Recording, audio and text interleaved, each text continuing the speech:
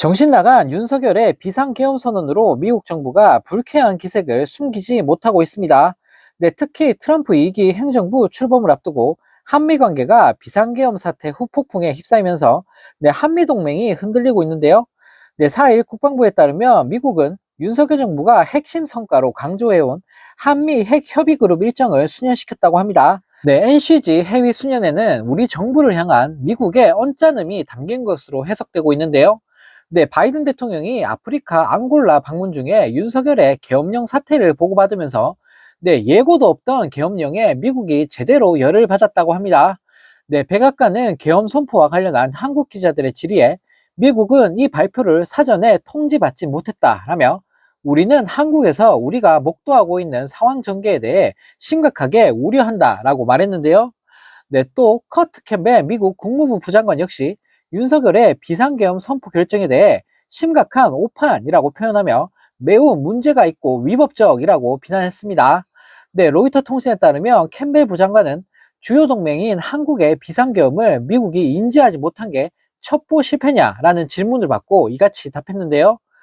캠벨 부장관은 대통령실 관계자를 포함해 한국에 있는 거의 모든 대화 상대가 윤석열의 행보에 매우 놀랐다라며 황당함을 감추지 못했다고 합니다. 또 앞으로 몇 달간 한국은 도전적인 상황에 처하게 될 것이라고 생각한다라며 우리의 목표는 우리의 동맹이 절대적으로 견고하다는 것을 분명히 하는 것이라며 한미 동맹을 걱정하는 모습도 보였는데요.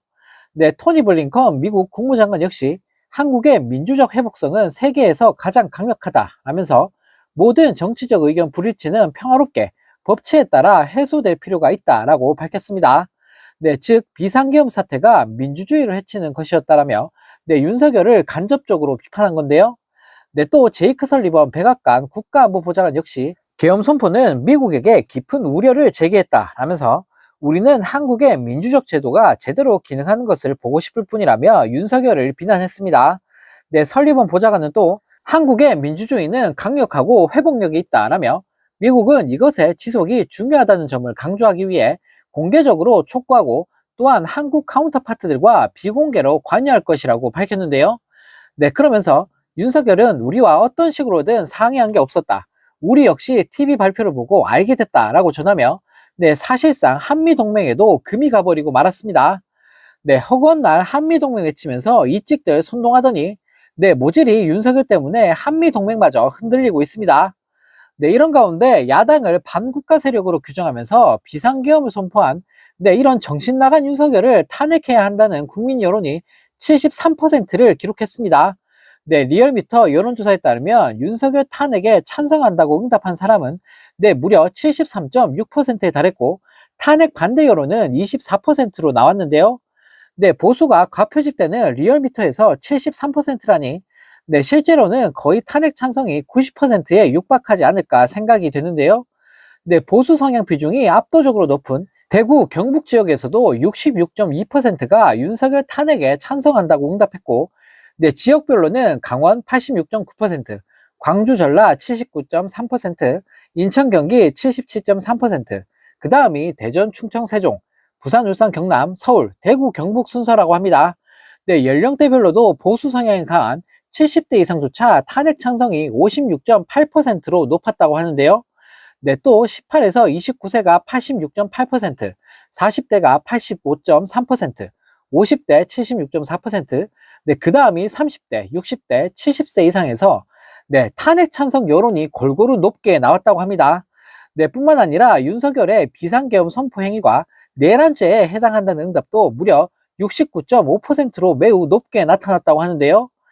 국민 여론을 보고도 국진당 인간들은 탄핵 반대한다는 헛소리를 내뱉고 있는 상황인데요.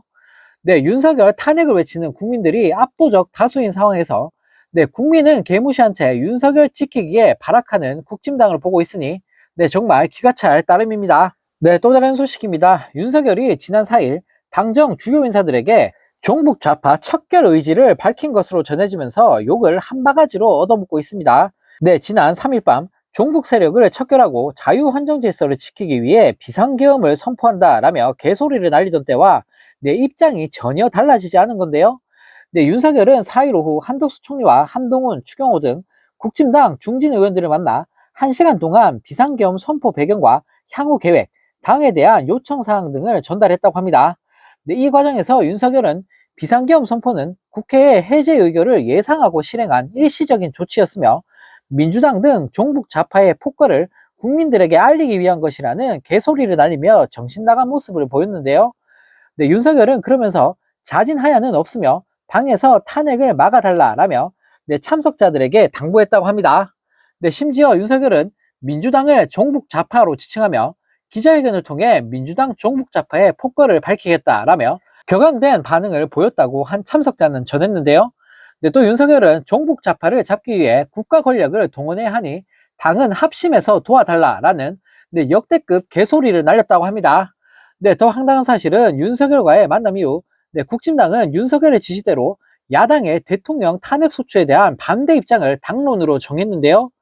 네, 국민 다수가 뽑은 야당 의원들에게 종북 좌파라는 개소리를 날리는 인간이 네, 대통령 자리에 앉아 있다니 네, 나라 꼴이 정말 말이 아닌 것 같습니다. 네, 또 다른 소식입니다. 153분 만에 진압된 비상계엄에 대해 윤석열 자해라는 해석이 빗발치는 가운데 네, 요건도 절차도 무시한 비상계엄을 무턱대고 선포한 이유가 무엇인지를 두고 네, 여러 관측이 나오고 있는데요. 네, 현재 가장 유력한 해석 가운데 하나는 바로 김건희 방탄이라고 합니다. 네, 윤석열이 지난달 26일 세 번째로 거부권을 행사한 김건희 특검법은 네, 오는 10일 국회 재표결을 앞두고 있는데요. 네, 이런 상황에서 최근 한동훈 대표가 찬반 여부에 전략적 모호성을 보이면서 여당의 이탈표가 확산하는 게 아니냐는 말이 나왔습니다. 네, 안 그래도 윤석열에게 김건희는 성역이나 마찬가지여서 네, 야당의 거듭된 김건희 비판에 노골적으로 불쾌감을 드러내곤 했는데 네, 자칫하면 여당의 협조로 특검이 현실화할 여지가 생기자 무리수를 뒀을 가능성이 제기되고 있는데요. 네, 또 4일은 야당이 최재해 감사원장과 이창수 서울중앙지검장 등의 탄핵소추안 국회 본회의 처리를 예고한 날이어서 네, 윤석열이 이거를 막으려고 계엄을 선포했다는 해석도 나오고 있습니다.